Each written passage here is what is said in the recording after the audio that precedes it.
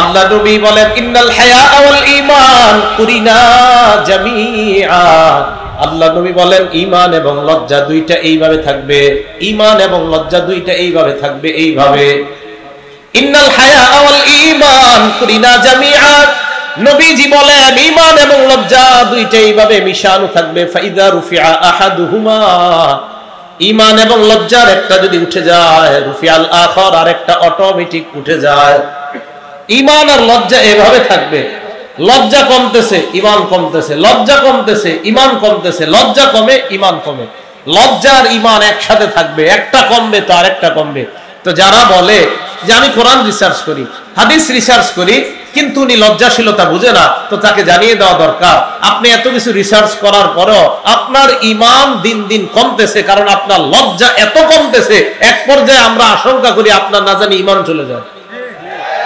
তাহলে বলেন তো লজ্জা আর ঈমান আলাদা থাকবে না একসাথে? কমবে একটা আর একটা কমবে। লাজুক ব্যক্তি জান্নাতে যাবে, সুবহানাল্লাহ। লাজুক ব্যক্তি কোথায় যাবে? জান্নাতে যাবে। আবু হুরায়রা রাদিয়াল্লাহু তাআলা আনহুর বর্ণনা, তিরমিজি শরীফের হাদিস। এবার আমার 3 আঙ্গুল দিকে তাকান, এই আঙ্গুলের নাম জান্নাত। এই দেখেন, এই যে জান্নাত, এই দেখেন জান্নাত, ঈমান, লজ্জা। বলেন কয় আঙ্গুল? এই জান্নাত, ঈমান, লজ্জা। عن أبي هريرة رضي الله تعالى عنه قال قال رسول الله صلى الله عليه وسلم।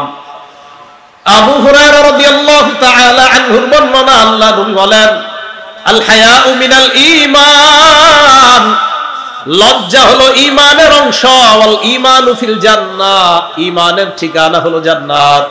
লজ্জা থাকবে তো ঈমানের পাওয়ার বাড়বে, ঈমানের পাওয়ার যত বেশি তত তাড়াতাড়ি আল্লাহর জান্নাতের মেহমান। হায়া, লজ্জা, লজ্জা বাড়বে, ঈমান, ঈমানের পাওয়ার বাড়বে, ঈমানের পাওয়ার যত হবে, আল ঈমানু ফিল জান্নাহ, তত তাড়াতাড়ি জান্নাতে যাবে। 7 নাম্বার গেল। 8 নাম্বার, যে ব্যক্তি লাজুক তাকে আল্লাহ ভালোবাসে।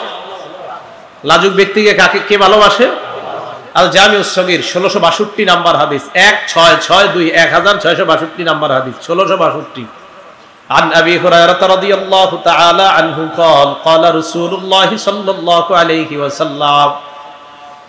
আবু হুরায়রা রাদিয়াল্লাহু তাআলা আনহুর বর্ণনা, আল্লাহ নবী বলেন ইন্নাল্লাহা ইযা আনআমা আলা আবদিন নি'মাতান ইউহিব্বু আইয়ারা আথারান নি'মাতি আলাইহি। আল্লাহ যখন কোন বান্দাকে কোন নিয়ামত দান করে, আল্লাহ চায় বান্দার ওই নিয়ামতটা যেন তার প্রকাশ পায়, আল্লাহ এটা চায়। আল্লাহ কোন বান্দাকে নিয়ামত দান করলেন, বান্দার এই নিয়ামতটা প্রকাশ পাওয়া, এটা আল্লাহ চায়। আপনাদের এলাকার কোন ব্যক্তিকে কোটি টাকা দান করলেন, আল্লাহ চায় তার এই টাকাটা ভালো জায়গায় প্রকাশ পাক, এটা আল্লাহ চায়। এটা ভালো জায়গায় লাগুক, এটা আল্লাহ চায়। উনি যদি ইখলাসের সাথে 1 লাখ টাকা দান করে, আল্লাহ চায় যে এটা প্রকাশ পাক, আমি তাই তোমাকে টাকা দিছি। তাহলে আল্লাহ কোন বান্দাকে নিয়ামত দান করলে আল্লাহ পছন্দ করেন তার এই নিয়ামতটা যেন প্রকাশ পায়। ওয়ায়াকরাহুল বুসা ওয়াত্তাবাউসা, অভাব অনটন প্রকাশ করাটা আল্লাহ অপছন্দ করেন। এরপর নবী বলেন ওয়ায়ুগিজুস সাইলাল মুলহিফা, নাছুর বান্দা হয়ে যারা ভিক্ষা করে তাদেরকে আল্লাহ ঘৃণা করে। নাছুর বান্দা, দিতে হবে, দিতে হবে, না দিয়ে কই যাবেন? নাছুর বান্দা হয়ে যারা ভিক্ষা করে তাদেরকে আল্লাহ ঘৃণা করে। ওয়ায়ুহিব্বুল হাইয়াল আফিফাল মুতাআফফিফা, আর অনেক মানুষ আছে অভাব অনটনের মধ্যে কাটায়, এরপরেও কাউকে বলে না, লজ্জা থাকার কারণে কারো কাছে প্রকাশ করে না, এর কারণ হলো তার লজ্জা। আল্লাহ নবী কয় এই লাজুক মানুষটাকে আল্লাহ ভালোবাসেন। লাজুক ব্যক্তি তাকে আল্লাহ ভালোবাসেন। বাকি আপনাদের দরকার এই লজ্জার কারণে যারা চাইতে পারে না, খুঁজে খুঁজে তাদেরকে যাকাতের টাকা দেওয়া। এগুলো 8 নাম্বার। তাহলে লাজুককে আল্লাহ ভালোবাসে। 9 নাম্বার, আপনাদের সবার ঘরে ঘরে কল্যাণ চান কারা? সবাই কল্যাণ চান ঘরে ঘরে? স্বামী, স্ত্রী, ছেলে, মেয়ে, ঘরের সবাই যদি লাজুক হয়, ওই ঘরে আল্লাহ কল্যাণ দিয়া ভরে দিবে। সহিহ বুখারী হাদিস নাম্বার 6117 নাম্বার হাদিস। এই হাদিসের বর্ণনাকারী ইমরান ইবনে হুসাইন রাদিয়াল্লাহু তাআলা عن عمران بن حسين رضي الله تعالى عنه قال قال رسول الله صلى الله عليه وسلم। ইমরান ইবনে হুসাইনের বর্ণনা, আল্লাহ নবী বলেন আল হায়াউ লা ইয়াতি ইল্লা বিখাইর, যেই ঘরের মানুষগুলা যত বেশি লাজুক, যত বেশি লজ্জাশীল, ওই লজ্জা লা ইয়াতি ইল্লা বিখাইর, লজ্জা কল্যাণ আর কল্যাণ বয়ে আনে। লজ্জার কাজ হলো শুধু কল্যাণ আনা। আপনি লাজুক, আপনার বিবি লাজুক, আপনার কন্যা লাজুক, আপনাদের ঘরের সবাই খুব লজ্জাশীলতার গুণে গুণান্বিত। নবী কয় লজ্জাশীলতা ঘরের মধ্যে ভরপুর রহমত আর বরকত টেনে নিয়ে আসে। 9 নাম্বার। 10 নাম্বার, যার লজ্জা নাই সে যা মন চায় তা করে। 10 নাম্বার, যার লজ্জা নাই সে যা মন চায়। দলিল সহিহ বুখারী হাদিস নাম্বার 6120 নাম্বার হাদিস। আগের হাদিসটা 6117, এটা 6120। এটা দাওরা হাদিস মাদ্রাসা। ছাত্ররা মিলাইলে হাদিস ফাথুল বারী অনুযায়ী মিলাইবেন। বুখারীর পাশ দিয়ে দেখবেন 2টা সিরিয়াল আছে হাদিসের, একটা ফা লেখা পাশে। এই ফা অনুযায়ী মোট হাদিস সংখ্যা হবে আপনার 7563টা। ওই অনুযায়ী আমার সিরিয়ালটা মিলবে। এটা আন্তর্জাতিকভাবে ফলো করা হয়। আরেকটা আছে দেখবেন নাম্বার, ওইটা আমাদের পুরাতন নুসখাগুলোর নাম্বার, ওই নাম্বারে আবার আমারটা মিলবে না। যেটার পাশে ছোট্ট করে ফা লেখা, মানে ফাথুল বারী, ইবনে হাজার আসকালানী যে রকমটা করছে নাম্বার, ওটার সাথে মিলে যাবে ইনশাআল্লাহ। সহিহ বুখারীর 6120 নাম্বার হাদিসের বর্ণনা, আবু মাসউদ রাদিয়াল্লাহু তাআলা আনহুর বর্ণনা। এই আবু মাসউদ রাদিয়াল্লাহু তাআলা আনহু বলেন, ক্বালা রাসূলুল্লাহ সাল্লাল্লাহু আলাইহি ওয়াসাল্লাম, আল্লাহ নবী বলেন, ইন্না মিম্মা আদরাকান নাস মিন কালামিন নবুওয়াতিল উলা, মানুষ পূর্ববর্তী নবীদের থেকে যেই কথাটা পেয়েছে, সমস্ত নবী তার উম্মতকে একটা বিষয় শিক্ষা দিয়েছে, আমাদের নবীও আমাদেরকে শিক্ষা দিয়েছেন, ইযা লাম তাস্তাহি ফাসনা মা শিতা, তোমার লজ্জা না থাকলে যা মন চায় তা করো। লজ্জা না থাকলে তোমার যা মন চায় তুমি তা করো। লজ্জা যখন না থাকবে তখন তোমার যা মন চায় তুমি তা করো। এটা কখন হবে? লজ্জাশীলতার অভাব যখন থাকবে তখন সে যা মন চায় তা করতে পারবে। পুরুষের শার্ট আর প্যান্ট পরে কোন নারী রাস্তার মধ্যে গিয়ে তখনই এই কথা বলবে যে আমরা পোশাকের স্বাধীনতা চাই। এটা কখন বলবে? যখন তার লজ্জা থাকবে না। আর লজ্জা যখন মানুষের না থাকে তখন সে যা মন চায় তাই করতে পারবে। লজ্জা নেই। মা বোনদেরকে বুঝান।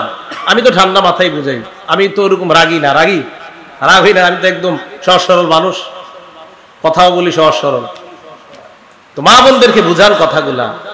যারা এরকম বলে যে পোশাকের স্বাধীনতা চাই, এই চাই, সব চাই, এই কথা যারা বলে, এটা সঠিক কথা না। আরে সব স্বাধীনতা যদি আপনি চান, যদি বলেন নারী পুরুষ একসাথে স্বাধীনতা চাই, এটা তো আপনি কোনোভাবেই সম্ভব না। এটা কিভাবে সম্ভব বলেন? একটা স্বামী আর একটা স্ত্রী প্রথম সন্তান নেওয়ার পর দ্বিতীয় সন্তানকে স্বামী কখনো নিতে পারবে? স্ত্রীর পেট থেকে প্রথম সন্তান আসছে, দ্বিতীয় সন্তান স্বামীর পেট থেকে। কি আপনি সবাই চুপ আছেন? প্রথম সন্তান কার পেট থেকে আসছে? দ্বিতীয় সন্তান স্বামীর পেট থেকে। মনে করেন এটা কি সম্ভব? যদি এটা সম্ভব না হয় তো নারী পুরুষ সমান অধিকার কখনো সম্ভব না। আর যদি বলেন সমান অধিকার সম্ভব, তো প্রথম সন্তান স্ত্রীর পেট থেকে আসবে, তো দ্বিতীয় সন্তান স্ত্রী বলবে সমান অধিকার, যেহেতু দ্বিতীয়টা তুমি নাও পেটে। এটা কি সম্ভব কখনো? তা আমি বুঝি না মানুষ এটা কেন বুঝে না, যে এটা তো সম্ভব না, এটা অসম্ভব একটা বিষয়। আল্লাহ আমাদেরকে বুঝার তৌফিক দান করেন।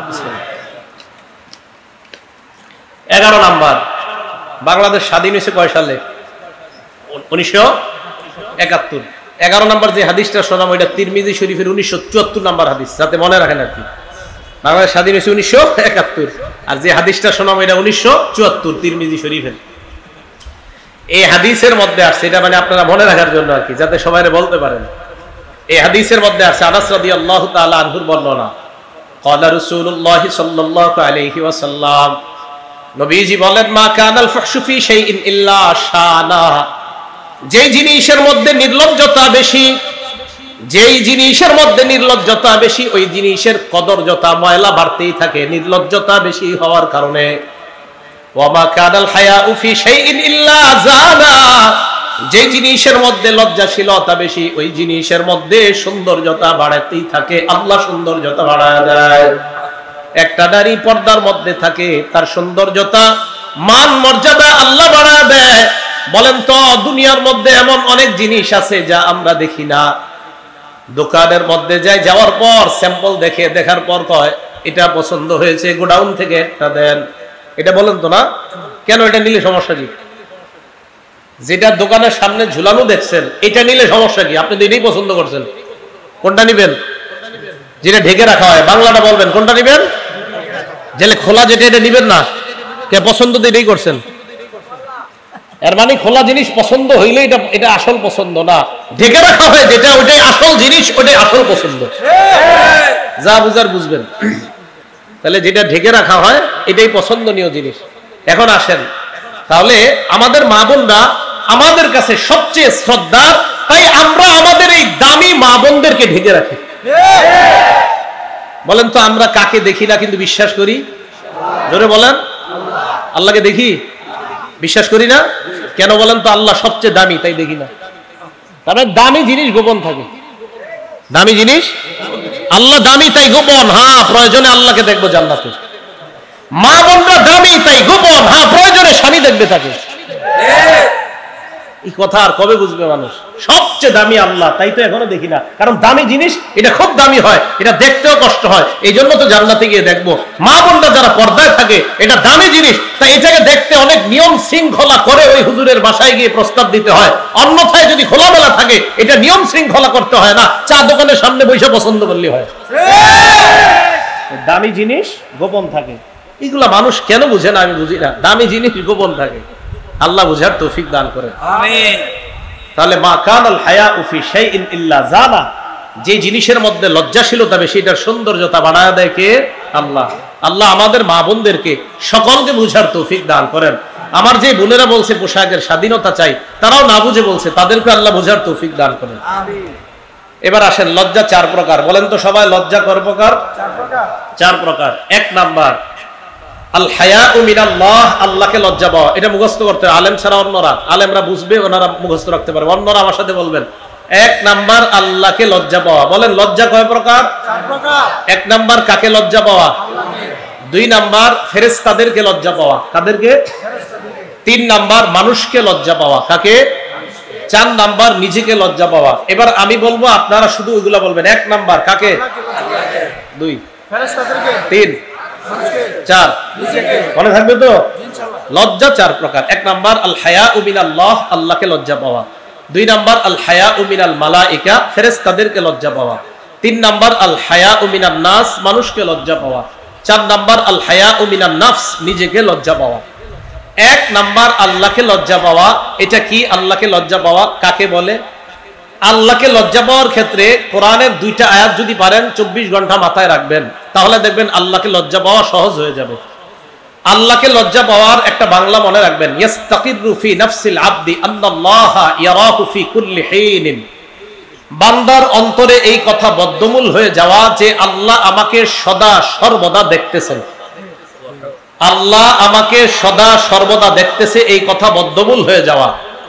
সূরা আলাকের 14 নম্বর আয়াত, সূরা কফের 16 নম্বর আয়াতটা মনে রাখবেন, না পারলে অর্থটা মনে রাখবেন, তখন দেখবেন গুনাহ ছাড়া কত সহজ হয়।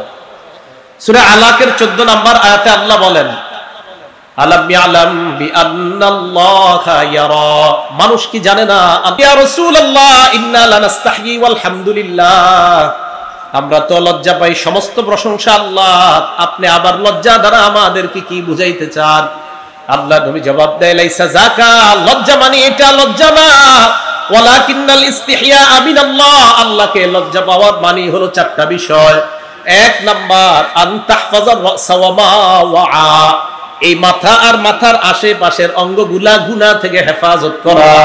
দুই নাম্বার ওয়া তাহফাজাল বাতনা ওয়া মা হাওয়া, পেট আর পেটের সাথে যা লেগে আছে এইগুলা গুনাহ থেকে হেফাজত করা।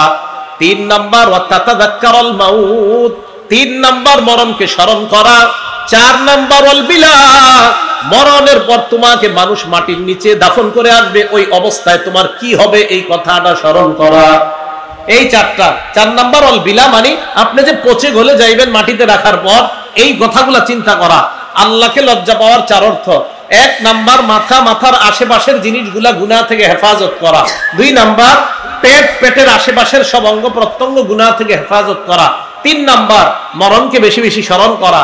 চার নাম্বার আপনি যে মরে যাইবেন এরপর পচে যাইবেন এই বিষয়টা স্মরণ করা। বলেন তো এক নাম্বার কিসেরকে হেফাজত করা? মাথা, মাথার আশেপাশে যা কি আছে দেখেন তো, চোখ কি আছে? চোখ। এই চোখ দিয়ে গুনাহ করা যাবে না, মনে রাখবেন চোখ হলো গুনাহের বর্ডার। এই চোখ দিয়ে গুনাহ আমাদের শরীরে ঢুকে, এই জন্য এই বর্ডারকে হেফাজত করা। কলব হলো আপনার এই দেহ নামক অঙ্গরাজ্যগুলার রাজধানীর নাম কলব। হাত এক একটা অঙ্গরাজ্য, পা একটা অঙ্গরাজ্য, এই অঙ্গরাজ্যগুলো আপনি পরিচালনা করেন যেখান থেকে, এটা হলো কলব নামক রাজধানী। এই কলব নামক রাজধানীকে যদি হেফাজত রাখতে চান, আমাদের ঢাকার রাজধানী হেফাজত রাখার জন্য আমাদের বাংলাদেশের বর্ডার গার্ড মজবুত হতে হয়।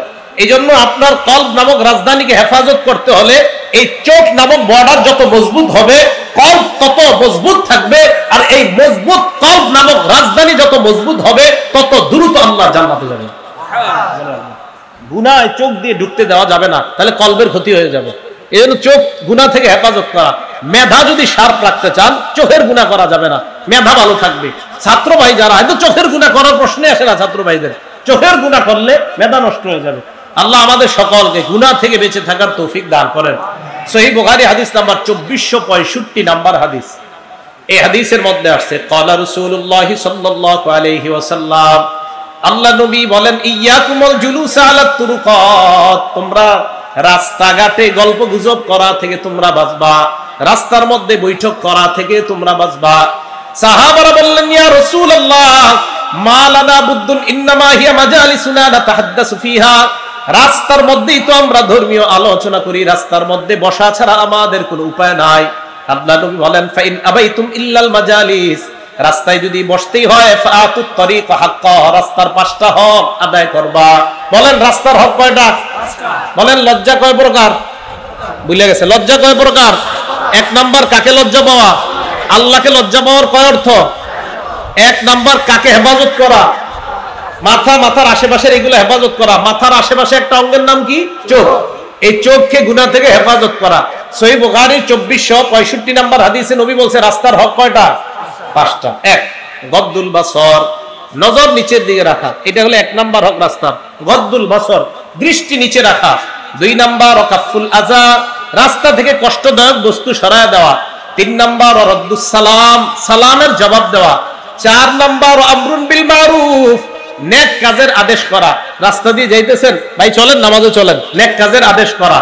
5 নাম্বার নাহিয়ুন আনিল মুনকার, অসৎ কাজ থেকে নিষেধ করা। একজনে সিনেমা দেখতেছে রাস্তায় দাঁড়া, এই চলো এখান থেকে চলো, অসৎ কাজ থেকে নিষেধ করা। বলেন রাস্তার হক কয়টা? 5টা। 1 নাম্বার দৃষ্টি নিচে রাখা, 2 নাম্বার কষ্টদায়ক বস্তু সরায় দেওয়া, 3 নাম্বার সালামের জবাব দেওয়া, 4 নাম্বার নেক কাজের আদেশ করা, 5 নাম্বার অসৎ কাজ থেকে নিষেধ করা। আল্লাহ রাস্তার এই 5টা হক আদায় করার তৌফিক দান করেন। তাহলে আল্লাহকে লজ্জা পাওয়ার 4 অর্থ, 1 নাম্বার মাথার আশেপাশে যা আছে এইগুলাকে হেফাজত করা। মাথার সাথে আরেকটা অঙ্গ আছে, এটার নাম জিহ্বা, জবান। সহিহ বুখারী হাদিস নাম্বার 6474 নাম্বার হাদিস। ক্বালা রাসূলুল্লাহ সাল্লাল্লাহু আলাইহি ওয়াসাল্লাম, আল্লাহ নবী বলেন, মাইয়াজমান লি মা বাইনা লাহিয়াইহি ওয়া মা বাইনা রিজলাইহি আজমান লাহুল জান্নাহ। নবীজি বলেন 2 চোয়ালের মাঝখানে এই জবান, 2 রানের মাঝখানের লজ্জাস্থান, এই 2 জিনিসের যেই ব্যক্তি আমাকে জামানত দিয়ে দেয়, ইয়া রাসূলুল্লাহ চোখ দিয়ে আমি গুনাহ করি না, লজ্জাস্থান দিয়ে আমি গুনাহ করি না, এই 2 জিনিসের নিশ্চয়তা দিয়ে দেয়, আজমান লাহুল জান্নাহ, আমি নবী তাকে জান্নাতে নেওয়ার জিম্মাদার হয়ে গেলাম। আমি তাকে জান্নাতে নেওয়ার জামিন হব, আমি তাকে জান্নাতে নিব। কয় জিনিসের নিরাপত্তা দেওয়া? 2টা, চোখ আর হলো লজ্জাস্থান। আল্লাহ আমাদেরকে বুঝার তৌফিক দান করেন। এখন আমাদের মা বোনরা যদি পর্দা ছাড়া রাস্তাঘাটে হাঁটে, বলেন পুরুষরা তাদের জবান, লজ্জাস্থান, তাদের চোখগুলো হেফাজত করা সহজ হবে না কষ্টকর হয়ে যাবে? এই জন্য পর্দা মা বোনরা করা, এটা যদি পর্দা মা বোনরা খুব বেশি পরিমাণে করে, তাহলে পুরুষের চোখ হেফাজত করা খুব বেশি সহজ হয়ে যাবে। ঠিক না কথাটা? আল্লাহ আমাদের সকল মা বোনদেরকে বুঝার তৌফিক দান করেন।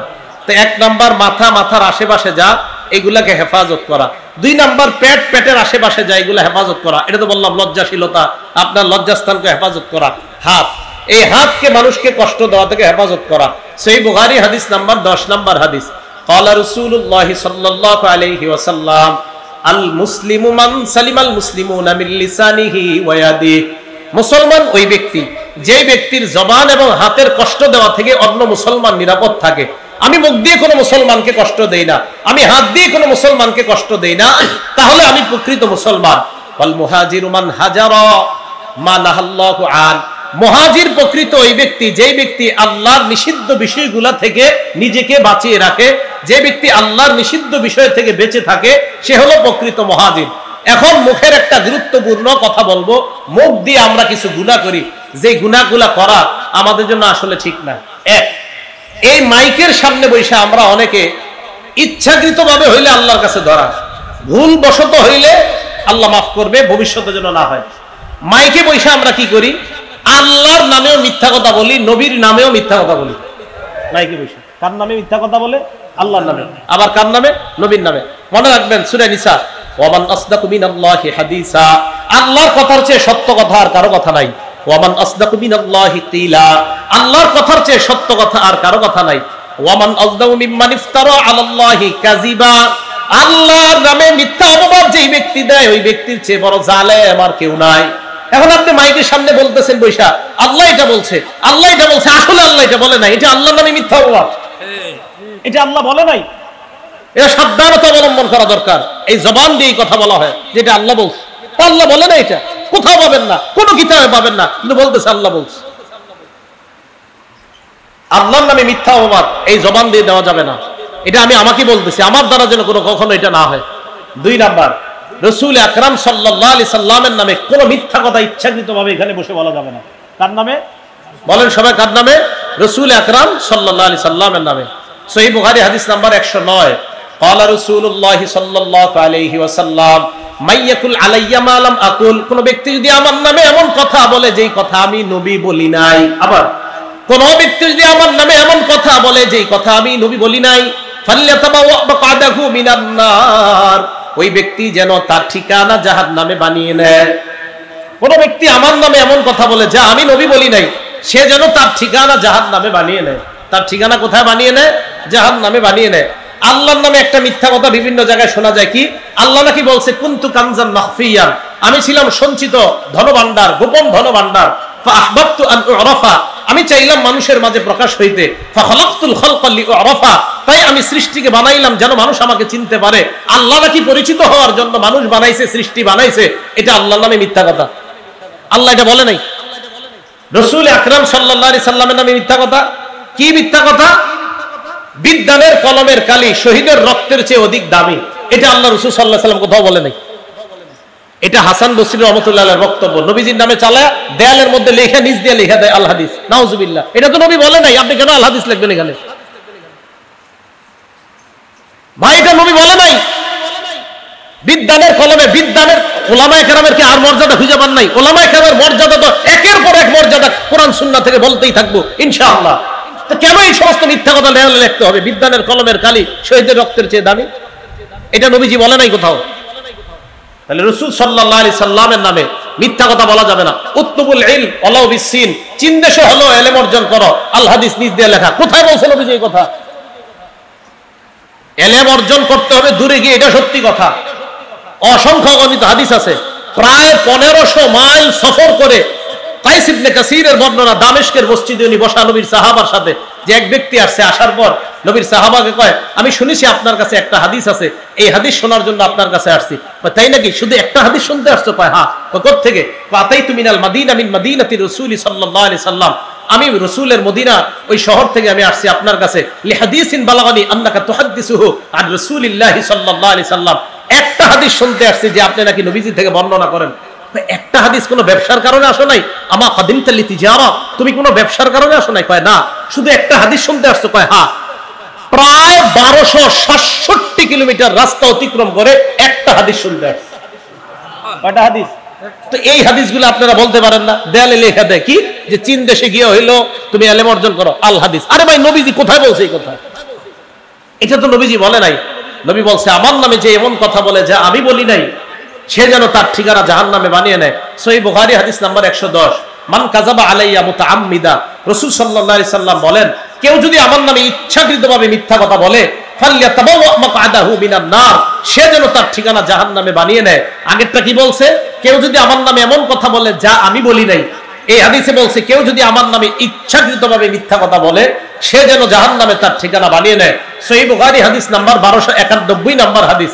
এই হাদিসের মধ্যে রাসূল আকরাম সাল্লাল্লাহু আলাইহি সাল্লাম কি বলছে? ভাই বাংলাটা মন দিয়ে শুনেন। ইন্না কাযিবান আলাইয়া লাইসা কাযিবিন আলা আহাদিকুম, নবীজি বলছে শোনো, আমার নামে মিথ্যা কথা বলা আর তোমাদের কোন সাধারণ ব্যক্তির নামে মিথ্যা বলা এক না। ওনার নামে আমি মিথ্যা কথা বলা এটাও অন্যায়, কিন্তু নবীজি বলেন উনি সাধারণ মানুষের নামে তুমি মিথ্যা বলা আর আমি নবীর নামে মিথ্যা বলার অপরাধ সমান না। মনে রাখবা কোন মুসলমানের নামে তুমি মিথ্যা বলা, এটাও ভয়ঙ্কর অপরাধ, তোমার ভয়ঙ্কর শাস্তি হবে। কিন্তু আমি নবীর নামে মিথ্যা কথা বলাটা, এই অপরাধ দুইটা সমান মনে করবা না। আমার নামে মিথ্যা বলাটা এটা ভয়ঙ্কর অপরাধ। তাহলে রসুলের নামে মিথ্যা কথা বলা, এটা এই যে মাথার সাথে সম্পর্ক, মুখ, এই মুখ দিয়ে মিথ্যা কথা বলা যাবে না। সহিহ মুসলিম হাদিস নাম্বার 1, মাদ্রাসার পাঠ্যপুস্তক অনুযায়ী ক্বালা রাসূলুল্লাহ সাল্লাল্লাহু আলাইহি ওয়াসাল্লাম লা তাকযিবু আলাইয়া, তোমরা আমার নামে মিথ্যা কথা বলো না। ফাইন্নাহু মাইয়াকযিব আলাইয়া ইয়ালিজিন নার, আমার নামে যদি কেউ মিথ্যা কথা বলে, এই হাদিস আমি এটাই বুঝছি, কয় ইয়ালিজিন নার, কয় সরাসরি জাহান্নামে যাবে, সরাসরি জাহান্নামে যাবে। ইয়ালিজিন নার, সে জাহান্নামে প্রবেশ করবে আমার নামে মিথ্যা কথা বলে। সহিহ মুসলিম হাদিস নাম্বার 6, ক্বালা রাসূলুল্লাহ সাল্লাল্লাহু আলাইহি ওয়াসাল্লাম, আল্লাহ নবী বলেন সায়াকুনু ফি আখিরিজ জামান উনাস, শেষ জামানায় এমন কিছু মানুষের আবির্ভাব ঘটবে, ইউহাদ্দিসুনাকুম মা লাম তাসমাউ আনতুম ওয়ালা আবাউকুম, তোমাদের সামনে এমন হাদিস বলবে যা তোমরাও শোনো নাই, তোমাদের বাপ দাদারাও শোনে নাই। ফাইয়াকুম ওয়া ইয়াহুম, তাদের থেকে তোমরা বেঁচে থাকবা। সহিহ মুসলিম হাদিস নাম্বার 7, ক্বালা রাসূলুল্লাহ সাল্লাল্লাহু আলাইহি ওয়াসাল্লাম ইয়াকুনু ফি আখিরি উম্মতি দাজ্জালুনা কাজ্জাবুন, শেষ জামানায় আমার উম্মতের মধ্যে এমন কিছু মিথ্যাবাদী দাজ্জালের আবির্ভাব ঘটবে, ইয়াতুনাকুম মিনাল আহাদিস, যারা তোমাদের সামনে এমন হাদিস পেশ করবে মা লাম তাসমাউ আনতুম ওয়ালা আবাউকুম, যা তোমরাও শোনো নাই, তোমাদের বাপ দাদারাও শুনে নাই। ফাইয়াকুম ওয়া ইয়াহুম, তোমরা তাদের থেকে বেঁচে থাকবা। লা ইউদিল্লুনাকুম ওয়ালা ইফতিনুনাকুম, তারা যেন তোমাদেরকে পথভ্রষ্ট করতে না পারে, তারা যেন তোমাদেরকে ফিতনায় না ফালায়। ভাই আমি বুঝাইতে চাইলাম, আল্লাহকে লজ্জা পাওয়ার 1 নাম্বার অর্থ মাথা আর মাথার আশেপাশে যা আছে এইগুলা গুনাহ থেকে হেফাজত করা। এই জবান, এটা মাথার সাথে, এই আমার এই জায়গাটার সাথে সম্পৃক্ত। এই জবান দিয়ে ওনার নামে তো মিথ্যা বলাই যাবে না, আর আল্লাহ রাসূলের নামে মিথ্যা বলার তো কল্পনাও করা যাবে না। মাইকের সামনে বৈশা সাবধান, আল্লাহ এটা বলছে, নবী এটা বলছে। আমি যেদিন দেখবো আমি পারি না যে আল্লাহ বলছে আর নবী বলছে এই কথা বলতে, যেদিন পারি না আমি ওয়াজই করবো না। কেন? আল্লাহ আর আল্লাহ রাসূল যা বলছে এতটুকু ওয়াজ কি যথেষ্ট না? আপনি ওইটা কইতে হবে, ওইটা কইতে হবে, এত কিছু কেন? হ্যাঁ, কোরআনের তো 6236টা আয়াত, রাসূলের প্রায় 10 লক্ষ হাদিস থাকতে আপনার এত জায়গা থেকে ওয়াজ আনতে হবে কেন? বিসমিল্লাহ। কোরআন সুন্নাহ খুব বেশি পড়তে হবে। ছাত্র ভাই মাদ্রাসার দাওরা হাদিস পর্যন্ত আপনাদের কাছে আমার আবদার, পড়েন, শুধু পড়েন। মনে রাখবেন, সৃষ্টির শুরু আল্লাহ বানাইছে কলম, আর ইসলামের শুরু পড়া। সৃষ্টির শুরু কি আর ইসলামের শুরু? বা আন্দাজি কইছি না? আবু দাউদ শরীফ হাদিস নাম্বার 4700 নম্বর হাদিস, রাসূল আকরাম সাল্লাল্লাহু আলাইহি সাল্লাম বলেন, ইন্না আউওয়ালা মা খালাকাল্লাহুল খালকা আল কলম, সর্বপ্রথম সৃষ্টি বানাইছে আল্লাহ কলম। এই যে কি বানাইছে? কলম দিয়ে কি করি আমরা? আল্লাহ কলমরে বলছে উক্তুব, লেখো। কলম কয় মাযা আকতুবু ইয়া রব, রব আমি কি লিখবো? আল্লাহ বললেন উক্তুব মাকাদিরা কুল্লি শাইইন হাত্তা তাকুমাস সাআ, সব জিনিসের ভাগ্য তুমি কিয়ামত পর্যন্ত এই ভাগ্যগুলা কি হবে এটা লেখা দাও। তাহলে সৃষ্টির শুরু কি? কলম। এবার দেখেন ইসলামের শুরু কেমনে হয়েছে। সহিহ বুখারী হাদিস নাম্বার 3, একদম বুখারী শরীফ খুললেই নবীজি সাল্লাল্লাহু আলাইহি সাল্লাম তাহান্নুস করতে লাগলেন, রাত্রিকালীন ইবাদত করতে লাগলেন। জিবরিল আমিন নবীজির কাছে আসছে, আসার পর বললেন ইকরা ইয়া মুহাম্মদ, আগে বলছে পড়েন পড়েন হে মুহাম্মদ। তো ইসলামের নবীজির সাথে জিবরিল আমিনের কথা শুরু হয়েছে পড়া দিয়া, দুনিয়া শুরু লেখা দিয়া। জিবরিল আমিনের সাথে নবীজির কথা শুরু হয়েছে পড়া দিয়া। তো ইসলাম আর দুনিয়া গবেষণা করলে লেখাপড়া, আমাদের সবচেয়ে অভাব লেখাপড়া। ছাত্র ভাইয়েরা পড়েন, এত বেশি পড়েন, পড়তে পড়তে যদি আপনি কিছু হয়ে যান তখন বুঝেন। খুব বেশি পড়েন, মোবাইল থেকে দূরে থাকেন, খুব বেশি পড়াশোনা খুব দরকার। অবস্থা ভয়ঙ্কর, আপনাদের দ্বারা আল্লাহ ইসলাম হেফাজত করবে। যদি পড়াশোনা না করেন তাহলে অবস্থা খারাপ হবে। পড়াশোনা করতে হবে খুব বেশি। আল্লাহ আমাদেরকে বুঝার তৌফিক দান করেন।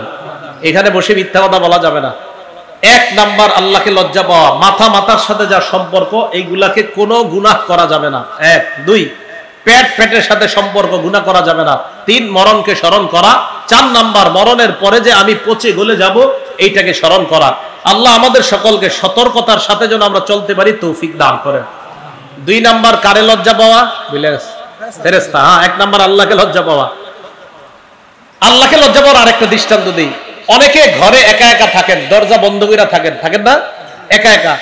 তো এই জায়গায় আপনি রান খুইলা এমনি ইচ্ছাকৃতভাবে বৈশা থাকবেন। রান খুইলা মানে লজ্জা, যেই জায়গা সতর ঢাকা ফরজ, এই সতর খুইলা এমনি বৈশা রয়েছেন, কেউ কিন্তু দেখে না, দরজা লাগানো। এটা ঠিক হবে কিনা আগে হাদিস শুনি দেই, ঠিক হয় কিনা। আবু দাউদ শরীফ 4017 নাম্বার হাদিস। এই হাদিসের মধ্যে আসছে নবীজির এক সাহাবা নাম বাহাস ইবনে হাকিম, উনি ওনার বাবা থেকে, ওনার বাবা ওনার দাদা থেকে হাদিস বর্ণনা করছে। কি উনি বলেন, আওরাতুনা মা নাতি মিনহা ওয়া মা নাজাত ইয়া রাসূলুল্লাহ, হুজুর আমাদের যে জিনিসগুলা ঢেকে রাখবো কতটুকু ঢেকে রাখতে পারবো, কতটুকু আমরা ঢেকে রাখবো না। নবীজি জবাব দিলেন, ইহফাজ আওরাতাক ইল্লা মিন যাওজাতিক, তুমি তোমার বিবি ছাড়া অন্য সকলের সামনে লজ্জাস্থান ঢেকে রাখবা। লজ্জাস্থান কখনো প্রয়োজন হলে খোলা, এটা আল্লাহ খাদ দিয়ে দিছে, কোথায় লজ্জাস্থান খোলা যাবে। তারপর সাহাবা প্রশ্ন করে ফেলছে, দেখেন, ইদা কাদা আহাদুনা খালিয়ান ইয়া রাসূলুল্লাহ, হুজুর আমাদের কেউ যদি ঘরের ভিতরে একা একা থাকে তাহলে কি সব ঢেকে রাখতে হবে? ভালো করে মন দিয়ে শুনেন, হুজুর আমাদের কেউ যখন ঘরে একা থাকি তখনও কি ঢেকে রাখতে হবে? নবীজি বললেন, আল্লাহু আহাক্কু আইয়ুস্তাহিয়া মিনহু মিনান নাস, ঘরের মধ্যে কেউ নাই, আল্লাহ তোমাকে দেখতাছে, আল্লাহকে মানুষের চাইতে বেশি লজ্জা পাওয়া দরকার। ঘরের মধ্যে কেউ দেখে না, আল্লাহ তো দেখে, তা আল্লাহকে বেশি লজ্জা পাওয়া। তাহলে 1 নাম্বার আল্লাহকে লজ্জা পাওয়া, 2 নাম্বার ফেরেশতাদেরকে লজ্জা পাওয়া।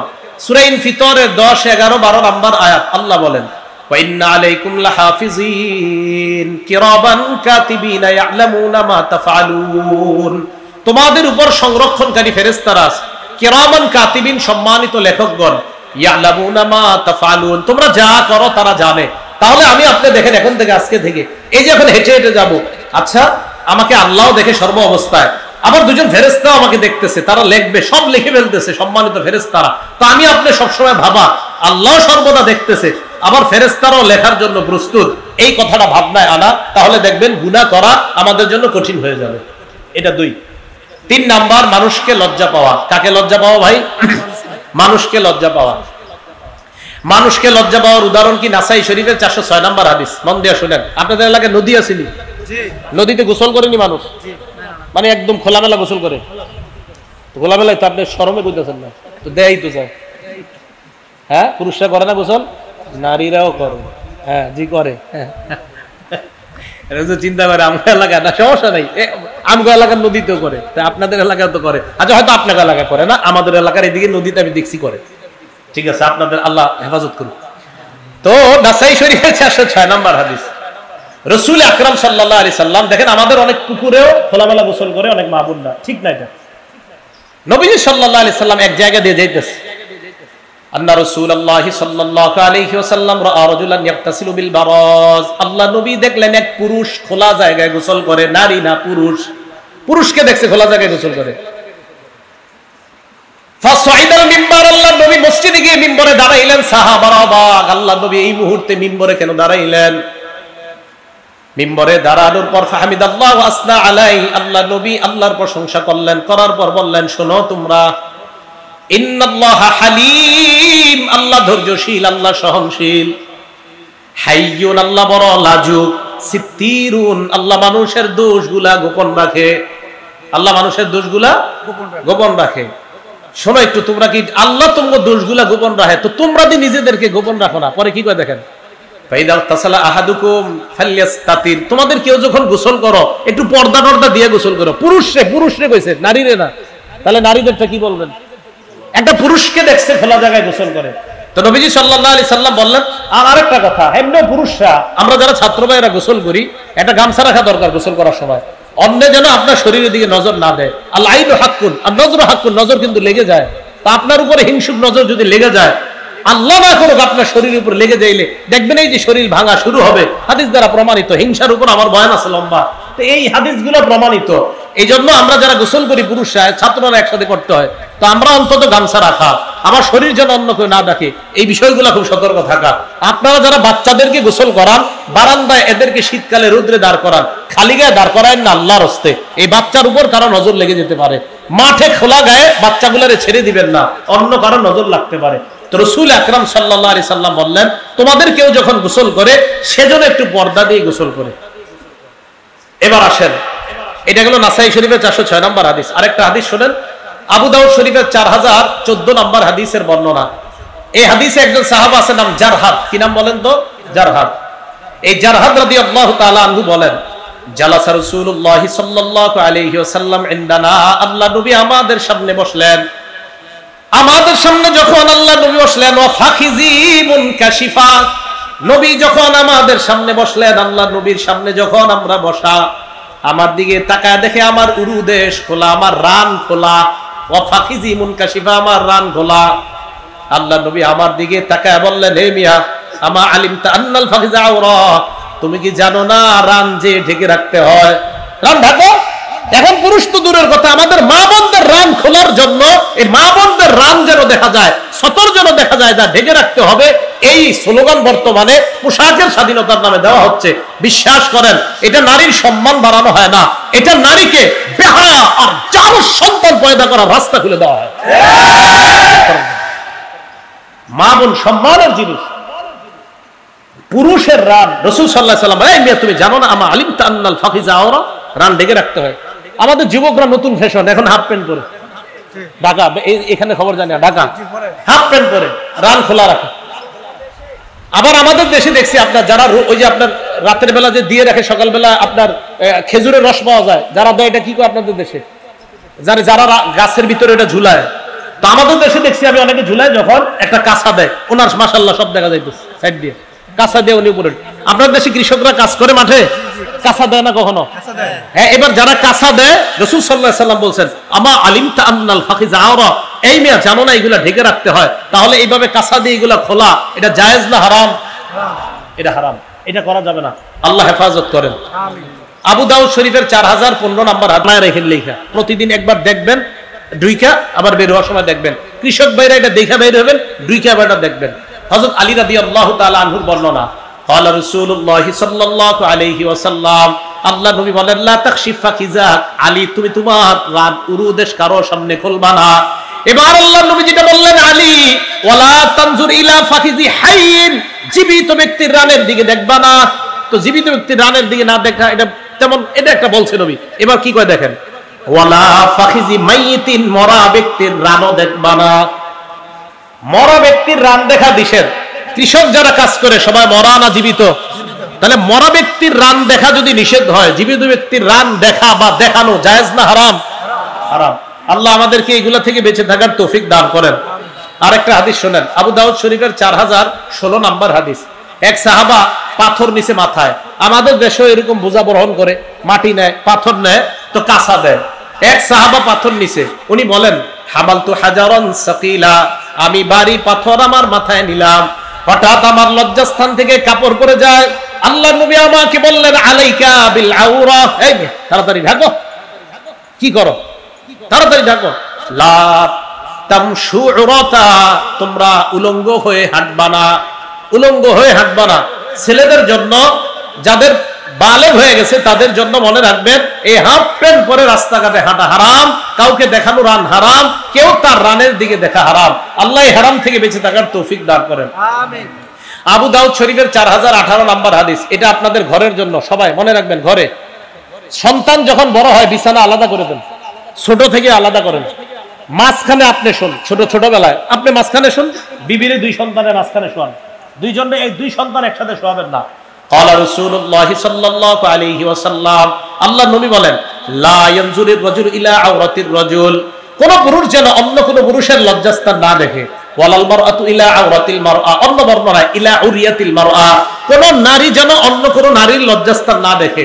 ওয়ালা ইউযির রাজুলু ফি সাওবিন ওয়াহিদিন ওয়ালাল মারআতু ফি সাওবিন ওয়াহিদিন, কোন নারী আর কোন নারী, দুই নারী এক বিছানা, এক কাঁথার নিচে যেন না ঘুমায়। দুই পুরুষ, দুই ছেলে যেন এক কাঁথার নিচে না ঘুমায়। দুই ছেলে আছে আপনাদের, এই দুই ছেলে একসাথে রাখেন না, ছোট থেকে আলাদা রাখেন। হ্যাঁ, আলাদা রাখেন, এটা অনেক ফায়দা পাবেন, অবশ্যই ফায়দা পাবেন। আর ছেলে মেয়ে একসাথে তো রাখবেনই না ছোটবেলা থেকে। তো রাসূল আকরাম সাল্লাল্লাহু আলাইহি সাল্লাম বললেন, ওয়ালা ইউযির রাজুল ইলা রাজুলি ফি সাওবিন ওয়াহিদ, এক ছেলে আরেক ছেলের সাথে এক কাঁথার নিচে, এক মেয়ে আরেক মেয়ের সাথে এক কাঁথার নিচে, এটা ঠিক না।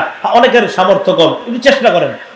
বিছানা যদি আলাদা করতে, খাট যদি আলাদা করার সামর্থ্য না থাকে, এক বিছানা অন্তত আলাদা চেষ্টা করেন, মাঝখানে বালিশ দিয়ে সেপারেট করার চেষ্টা করেন।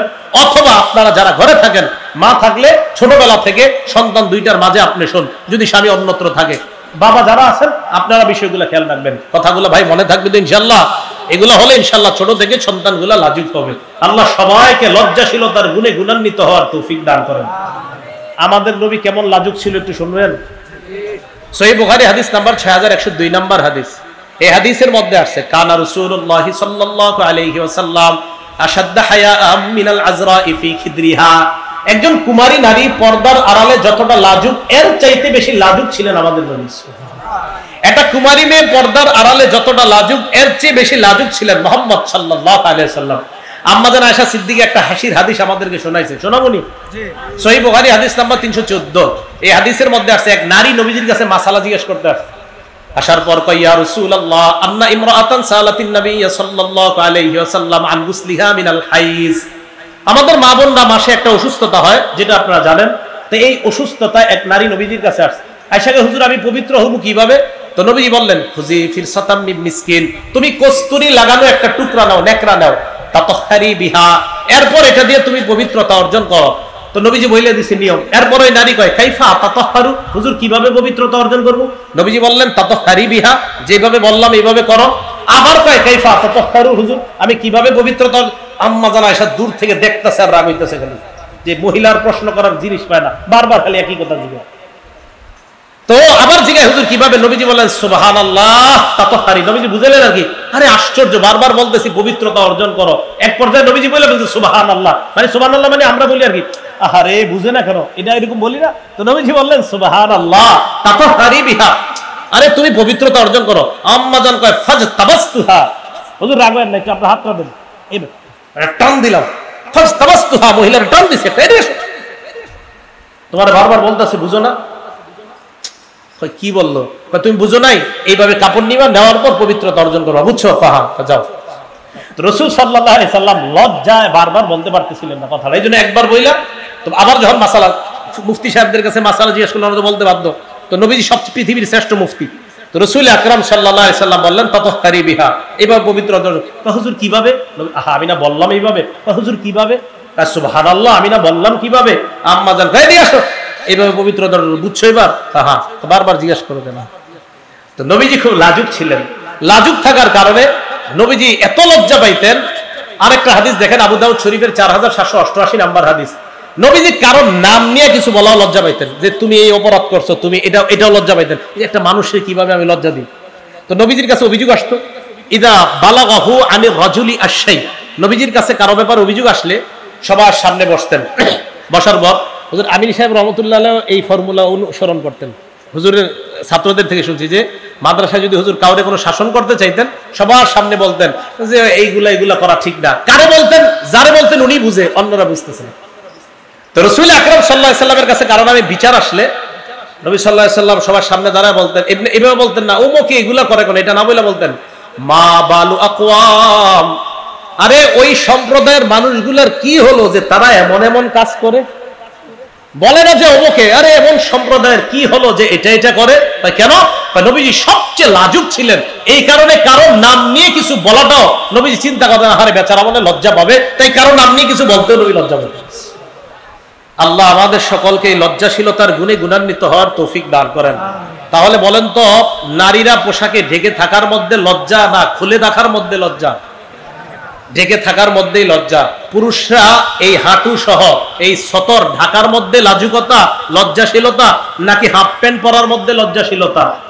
তাহলে একটা পুরুষের জন্য যেহেতু এটা জায়েজ নাই হাফ প্যান্ট পরাটা, তো কোনো নারীর জন্য তো হাফ প্যান্ট পরা জায়েজ হওয়ার প্রশ্নই আসতে পারে না।